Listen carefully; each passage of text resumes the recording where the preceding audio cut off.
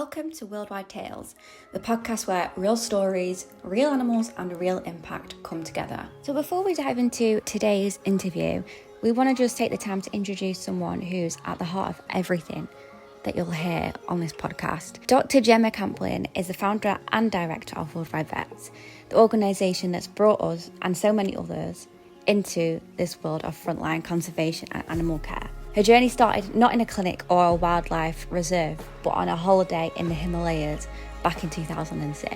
While walking through a mountain town, Gemma came across a small black dog. It was injured, it was alone, and it was in desperate need of help. She made a promise to herself that day: no animal should suffer simply because help is out of reach. Gemma's passion is infectious. Her determination is unmatched, and we're so grateful to have her talk with us about her journey, her vision, and the impact that she's made. Here is our conversation with Dr. Gemma Campling. Hello. Hello. Hi. Shall we start then? Exciting. Can you take us back to the moment when the idea for Worldwide Vets was born, and just tell us all what sparked it for you, what sparked the vision and the mission of Worldwide Vets? Yeah, absolutely. Okay, so it's been a road starting up and running Worldwide Vets. I always loved travel, and I never started my work or my career thinking I was going to run a charitable organization, thinking it was going to become necessarily what it has become. I just wanted to travel, and I knew that I loved animals, and I knew that when I was traveling, I was absolutely happiest when I had a job and I was doing something with animals and like mingling with the community, and it just made me feel like I was doing worthwhile adventures. So when I was in India, I did a few different volunteering opportunities. But ironically, what actually really sparked my interest in trying to do something myself was I was up in the Himalayas, very remote village, and there was this little dog, called him Blackie, but I'm sure that's not his name, and he was crossing the road, and I noticed he was limping, and I went over, and he was really shy, didn't want to come near me, but he had a terrible injury on his back leg, and I think as a vet now, in hindsight, he'd probably been run over, it had taken all the skin and tissue off the foot, and the bones were sticking out, and this poor dog was just in so much pain. And so I phoned around a few different people and said, well, who can come and help this poor little guy? And there were no clinics in the area, there was no vets in the area. I tried to see if I could put him on a bus to get him into the city. None of the buses wanted a feral dog on them, which I guess it makes sense. And so I had to leave him behind and just walk away from that situation. And it still to this day, it haunts me. And I had to think, okay, what can I do? Maybe something can't be done for Blackie, but I know I'm going to see other dogs in the situation. I know there's hundreds of other dogs that are out there that are hurt. What can I do with my short little life to be able to do something about that and change the tide and make a difference? Then I was at vet school. I was only in year 2 at the time, and I was talking to friends about it, and they said, well, this sounds like a great trip. Like, we would love to do this trip. And at the same time, the places I've been volunteering at were saying, well, we would love to have volunteers. We need manpower, and we need support, and we need help. I thought, well, okay, maybe there's a concept that can be put together here. And so I started the process of linking up vet students with clinics, and it was a real success, and everyone, learned a lot and gained a lot of support, and it started to snowball, and we just started to do it in more locations, and I could see that so many animals were receiving help. It was worth continuing. So Worldwide Vets was founded at that point when I was second year of university, and sort of grown and grown ever since then. That's incredible. That is incredible. It's eye-opening that you can go to different places, somewhere like India, and see these animals, and it's so distressing to see, but then for it to like fuel you and drive you to do what you're doing today, it's just absolutely amazing. So inspiring, isn't it? Mm-hmm. And for everyone else around you to then be like, yeah, this is a great idea, and just jump on board. Oh, I'm blessed that so many people, that I had such great friends at university, and they really supported me, because it wasn't an easy thing to start, and it definitely wasn't easy to run it for the first few years whilst I was a vet student studying. 4th year exams especially, because they're the worst. Once you get to 5th year, you're home run. But yeah, I had some really inspired friends that wanted to travel and get behind it, and I started doing talks at the vet schools and the Association of Veterinary Students, and then the IVSA, International Veterinary Student Association in the UK. Yeah, really, it's thanks to everyone that supported the journey on its way. And all the other people around me that have the same passion to travel, because if it was just me wanting to make a difference and get out there in the world, it would be a very lonely one person role. But it's not. I've got an amazing team now, and all the students and new grads and qualified vets and nurses that still come and do this work and volunteer. We've just said goodbye to some vets in Ukraine that have just been out for 2 weeks giving their time. They're the people that really make this possible. So yeah, I'm lucky to be surrounded by great colleagues. And when you started doing the talks, had you already created the idea of Worldwide Vets, or did you just start talking about the idea of it before it was real? I think I started talking about it first, certainly to my friends and my colleagues at university. I think travel is amazing for a person. It's not for everyone, but it really makes you step out of your comfort zone, and it makes you understand more about the world and other people and about yourself. And so if you want to be a good professional at work and you want to be a good person at home, for me, travel's really important. And I've been traveling in Africa, and I'm now wildly obsessed with Africa. I've lived there for a number of years now, and I wanted other people to experience this. I was just so keen to share this experience with people. So yes, I definitely started talking about it before it was a registered organization, and why people should travel, and do they want to come out with me and take some small groups out and do this work. And then the organization was registered after that. Yeah, I'm not a public speaker. The first talk I did, I think, was at Cambridge University, and I was a student, and I was absolutely terrified. There was a room of about 40 people, and I hate public speaking, and to stand in front of a lecture hall of your peers is, you're sweating and you're rubbing your hands and you're just trying to, I don't know, sound like not a total idiot. But I think if you talk about what you love, if you just step back and say, okay, I'm not going to fluff around this. This is what I feel. This is what I love. This is what I'm inspired by. No one can go wrong. No, that's really cool. I think so often we think, I can't do it. It has to wait until we get to point A or point B. But you've made it very clear that I think you just need to start. And if you start and you talk passionately, people will follow you. Yeah, definitely. So I know you've mentioned different places that you've traveled, but where had you traveled before? You went to India and you saw blackie. My first solo travel adventure, ironically, was to Zimbabwe, which is not many people's first travel destination. And at the time, I think it was 2007, there was a lot of unrest in the country, and because of that, it was one of the cheaper places to travel. And my dad actually said, I don't want you to go. You're not going. And unfortunately, I'm one of those people, when you say you can't do something, that's it, stand back, because I'm going. I jet setted off to Zimbabwe, and the first day I arrived, I was working in the bush, in the wild, with animals. I just fell in love with Africa.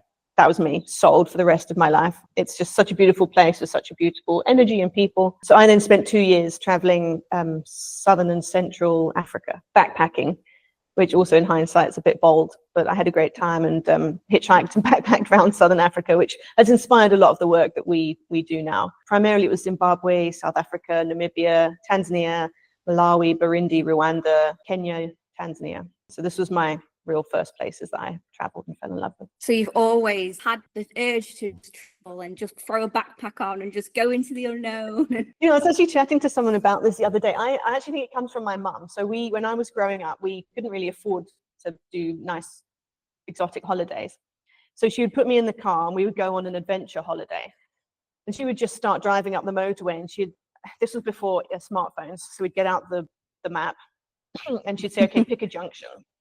And I'd be like, junction 10. So we'd go up the motorway to junction 10, and then she'd be like, okay, just tell me when.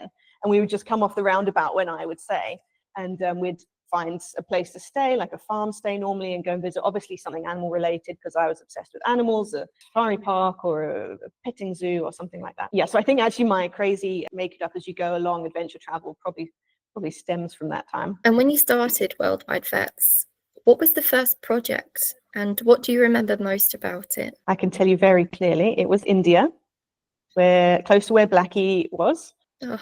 And I thought, well, this was going to be simple, you send people out, and no, it's not very simple. Firstly, you have to have everything in place by way of insurance and policies and, all this kind of stuff, helping people that haven't traveled before find their trips. And it is also a place that experiences an absolutely wild monsoon season. Huh. And one of the first volunteers was an absolute rock star of a vet student, and he went out and the whole place flooded. And he spent 3 days trying to get to the clinic, and the clinic was trying to help him get there. And it happens, when you have these natural disaster weather situations, and oh my goodness, the amount of stress. It was really frustrating for everyone. I was just desperate to get there, and eventually he had the best time. I think he could have written a book about that whole experience. And we learned a lot about putting locations that are quite easily accessible all year round, and then rather running outreach missions to these really challenging and inaccessible areas. And would you say that's the biggest challenge that you faced in the early days, or was there any other challenges that you faced? I guess I don't see it as a challenge as such. There's just little things to maneuver. The paperwork, the policies, it's kind of dull. Everyone wants to be out like saving all the dogs, but there's a huge amount that goes into the background, the fundraising, the legal setup, insurance, financial reporting. So that was a huge challenge to learn because I had no training on it, and I had to get some really great advice from some really great professionals. Yeah, it was definitely the bit I found the most difficult. That's a nice perspective to have, though, that it's not just like a big challenge, but just these little hurdles, and one at a time. Yeah, and every time you learn something new, you're like, okay, now I can do a financial tax return, and something else for the LinkedIn. Love all that. the things we never got taught in school that are super important. Exactly. And why didn't they teach us how to open a bank account or a charity or a company or anything? So thanks, school, for that. You mentioned about like hurdles and challenges. Been so many different countries, different cultures, and you've had to build trust with so many different communities. How do you do that, especially with all the challenges that you had to face? I think this is one of the greatest blessings I've had in my career. It sounds really silly to say, and it's come with age, that not everyone thinks like I do. Not everyone, I'm from the UK, and whoever's listening to this podcast, wherever you might be from, it's really difficult to understand that a different culture can have such a wildly different view on something. And it's very easy to say, oh, well, that's wrong, or you shouldn't work equids, because it's not in our culture. And actually, when you see the animal abuse, it's really difficult because you want to say, well, that should never happen. And actually doing that closes the doors for animals that you can help. When you get angry with a culture or a situation, people are living in poverty, and you start pointing fingers, they're going to shut the door on you really quickly because you're not from there, and they just say, okay, like, leave me alone. So learning to understand human nature, need, poverty, cultural and religious nuances is really important, and it is such a fascinating part of what we do. I love psychology, I love people, working with people. It's also one of the more challenging things to set up a clinic in a country, registered correctly, and then that's the easy bit. Then getting the community on side and integrating and just opening your mind to the way that other people live and eat and worship and work. I think a lot of people forget that all of that does come into it as well. You're like, going to someone else's culture, you have to be so respectful, and you have to be accepting, you have to be so open-minded. And especially like here in Britain, we have very different culture or different norms to everywhere else, especially over in the other side of the world. So to be so accepting, I guess, is part of that journey as well. Yeah, and I always say, like, I could spend my whole life treating animals and doing the best thing that I possibly think I could do, and I would maybe be able to treat, I don't know, 10 or 100,000 animals in my lifetime, and then I'll die, and that'll be that. And everyone will be like, oh, cool, well done. But it won't make a long-standing difference. It's not going to save an environment. It's not going to maintain land mass for the future generations. So actually what you need to do is work with the community, teach kids, teach people, teach them how to fish, I guess. And that way you can actually make a legacy and change the world after you're here. Yeah, definitely sounds like that's what you're doing. What makes Worldwide Vets different? So I think it's the breadth of what we do. The number of places that we work. So we work across 10 different countries. More than that, we don't just go into 10 countries every now and then. We have a permanent representation.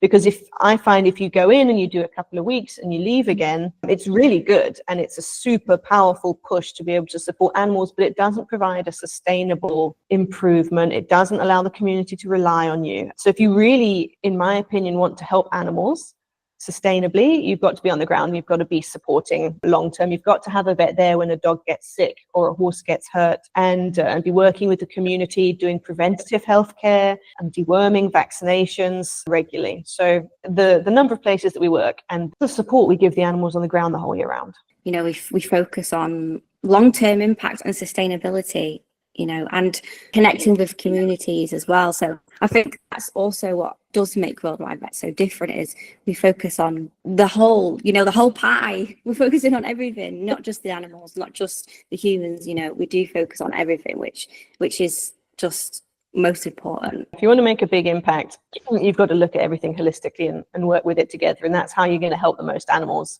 in the best way. Yeah, definitely. So then as the founder, because obviously we did speak about the moments before you as a founder, but as a founder, what have you found to be the most rewarding moments? It's weird moments that come as these sort of flash realizations of what we're doing. I'm not a very emotional person, but every now and then I just look at a situation and I kind of get a little bit emotional about what we've managed to do. And it's normally the really generic moments. It's normally the downtime after something totally crazy, like, you've dehorned rhino and you've been out all day and you're going and you're cutting the horn off these rhinos so that poachers don't kill them. And you get to the end of that day and everyone just sits down in the dust and it's sunset. And you just, for the first time, you breathe and the helicopter turns off and everything goes quiet. And you just think, like, we've just made a massive impact in the lives of not just these animals, but maybe, keeping them here for future generations. And that's when you just have this realization moment of just wow, and being so thankful for the work that we do and the impact we can make. In Ukraine, we've just done 1,200 plus dog and cat neuters. And it's never when you're actually doing it, you're going and you're pushing and you're getting all these animals in and making sure they're vaccinated and treating the sick ones. And then when all your volunteers sit down at the final dinner and say goodbye, and you just realize what the friendships that you've made and the people that have given their time to support what the charity does. Yeah. And you just suddenly think, gosh, what an awesome thing to have been able to offer these animals. It must be so sad to then have that final dinner and then all part ways after such an incredible trip. Yeah. Yeah, it is. You make great friends doing this job, and I'm so honored to work with some amazing volunteers. So it's never goodbye forever. Normally they always come back or come somewhere else with us, but it's a cycle of working with people and a new group and a new group. That's amazing. Do you get to spend a lot of time out in the field, and would you say that that's maybe your favorite role? Yes, I definitely do. So Worldwide Vets, we don't have anyone in a permanent office address. No one sits in an office.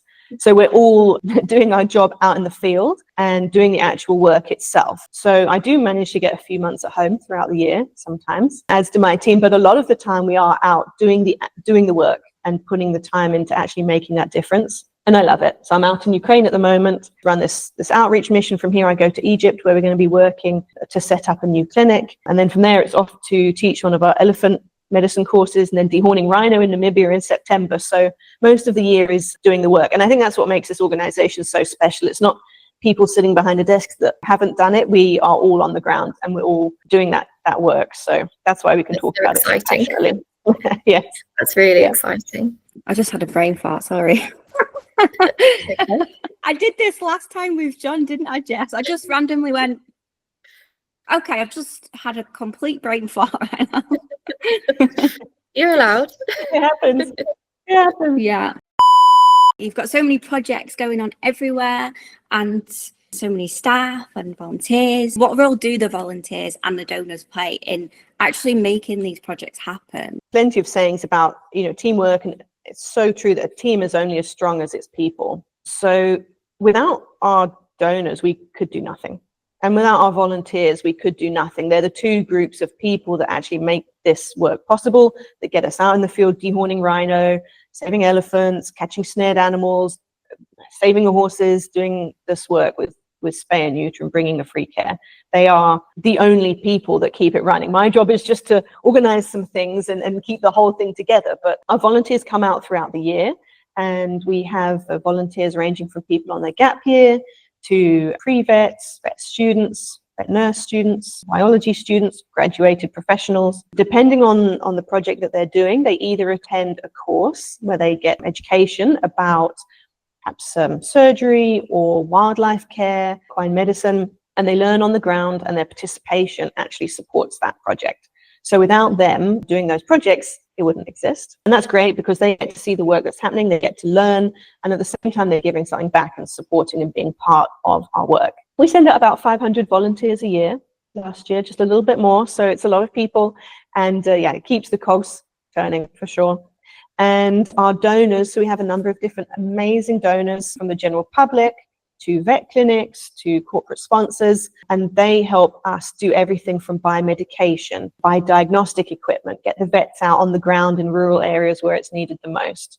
So it's an absolute partnership, and both parts play a ginormous role in that. That's That's really great. lovely that you explain it as a partnership. And Mhm. I don't know if you agree, but I do think there's this misconception that volunteering just means you donate your time and you get nothing back for it. Whereas volunteering for Worldwide Vets is definitely a partnership. And I think it's lovely that you've taken the time to explain that they actually learn and they can get some real experience back, which then they can take forward into their careers. Yeah, absolutely. All of our projects are really hands-on. You know, that you can sort of travel and you can go and visit places, and that's really nice. But if you want to dive under the skin of a country, if you want to feel part of a family, to arrive somewhere and be part of a team that's doing something, it's the most fantastic way to travel and get involved with that kind of work. That's lovely. Especially dive under the skin of a country. Love that phrase. Yeah, I actually love that too.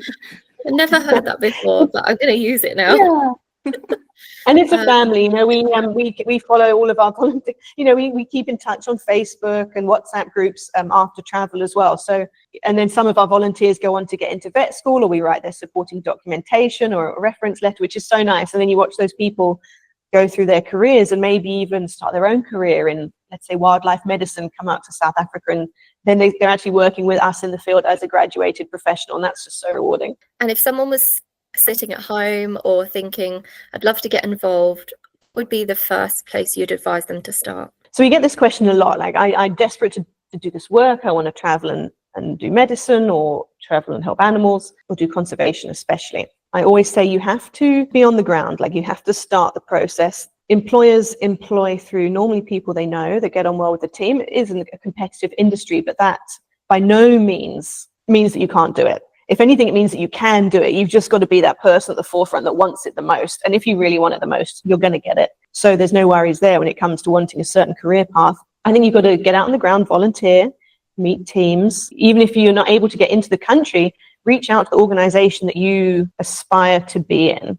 Something that you think, oh gosh, that would be my dream job. And say to them, can I help you with social media? Can I help you with fundraising? You know, integrate yourself into that team, learn more about the role, make sure you really enjoy it, and you know that the day-to-day is as you expected. And that is the first step to, I think, getting into that career path. And that's why so many of our volunteers often go on to doing jobs like this, working in the wildlife sector, you know, traveling and working with animals, because they've come on the ground with us, they've seen the situation, they've got the contacts, they've got the skills, and they take it forwards into a career. Perfect. Thank you. Yeah, that is great to know as well, because I think so many people, the screens are getting bigger and they're getting brighter, and everyone seems to just, you know, be scrolling or like, oh, I'd love to do that, but they forget that they can do that. If they really want to do that, then they can do it. So I think it's nice to say, you know, what you said of, you know, you do just have to get out there, and if you want it, you need to go get it. 100%. So I think as well, tying into that, what drives the global vision of Worldwide Vets? Because obviously, like, you've been to war zones like Ukraine, and you said about dehorning the rhinos. So what drives that global ambition to go in so many different areas? You know, everything's actually interlinked in a way. You kind of think of Africa being really far away from Ukraine, or, you know, Tanzania being nowhere near Peru, which it isn't. It's a valid point. But I kind of see it as an overarching role, network, like a cobweb, if you will, of people, of animals, and of education. So when we're in Southern Africa dehorning rhino and teaching volunteers and doing this work, actually a lot of the time our delegates and our volunteers are from other places. So they might be from Peru, South America, Central America, other African countries. And so they're learning to be inspired by wildlife, to protect it, and to actually do the procedures that keep these animals safe, learning medicine skills that are going to help mega herbivores, for instance. And they can take that home and use that to help animals in their home country. And if they aren't vets and they're not necessarily carrying out medicine at home, they take the information home and they become ambassadors for these animals and for welfare.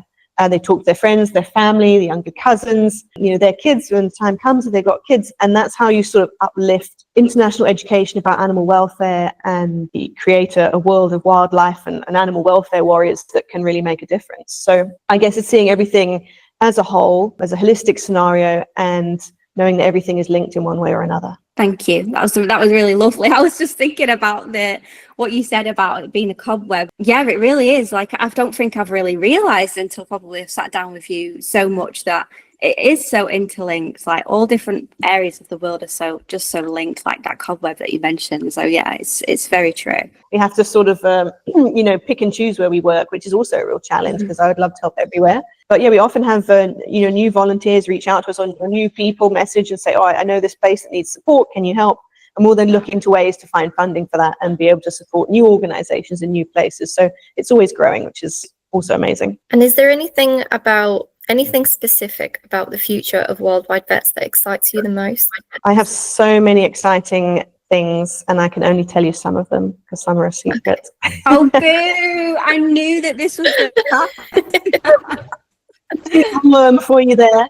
So we have some amazing new courses on the horizon, working with wildlife in Africa and the Americas, which people are going to absolutely love, have a life-changing experience and learn a lot, but I can't tell you more than that. And we are also starting up a new project in Egypt, which I'm just so excited for.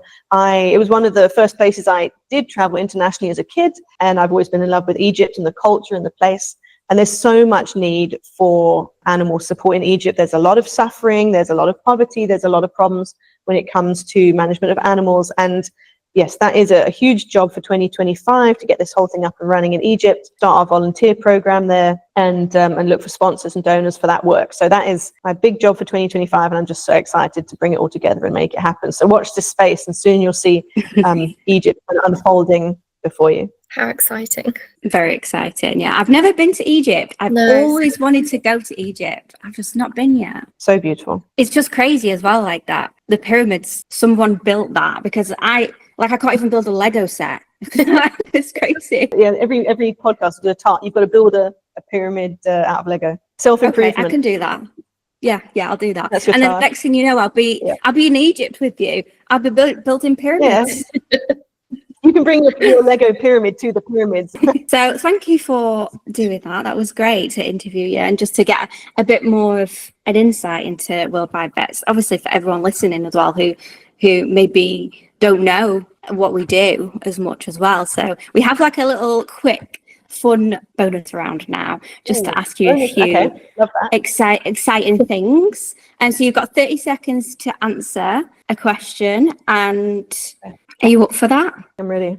Okay, cool. So first one is, what's your favorite animal and why? Horses, because they are just the most inspirational and elegant animals. And I love horses, always. Horses. That's a good choice. And then this is a good one. One word to describe the Worldwide Vets team. Inspirational. Oh, that's a good word. Mm-hmm. Even my team that will work with me, they're just the most amazing people, and they dedicate their lives to doing this amazing work. And it inspires me to be a better leader and a better veterinarian, to be able to bring the whole family together, the Worldwide Vets family. So they're my inspiration. That's lovely. Your most unforgettable animal rescue moment? It has to be when I was working on a lion in Zimbabwe, and it woke up in the middle of the procedure and proceeded to roll onto its tummy and growl at me. And the day ended well. Maybe if you want more information on that story, we'll have to do a whole nother story, because I won't fit it in 30 seconds. But yeah, that was the most exciting part of my career. Yeah, that definitely sounds unforgettable. I mean, we definitely have to get you back on now to tell us that story, because I need to know what happened. We're done. That's everything. Awesome. Thank you. That was really fun. I really enjoyed that. Hopefully they weren't too bad, too grilling. No, absolutely. No, thank you, ladies. From Ukraine to Namibia to the oceans, the world is bold, urgent, and deeply human. In the middle of war, our teams are still providing care to animals left behind. This isn't just a podcast, it's a movement. It's a community of people who believe animals deserve protection, no matter where they are in the world. Every donation, every volunteer, and every listener, that's what keeps this mission alive. If this inspired you, click the link in the episode description to learn how you can help. Whether it's donating, signing up to volunteer, or just sharing this episode with someone who cares. Thanks for joining us on this first episode of Worldwide Tales. Next up, we're taking you to Ukraine for a raw look at how vet care continues in a conflict zone. Trust us, you won't want to miss it.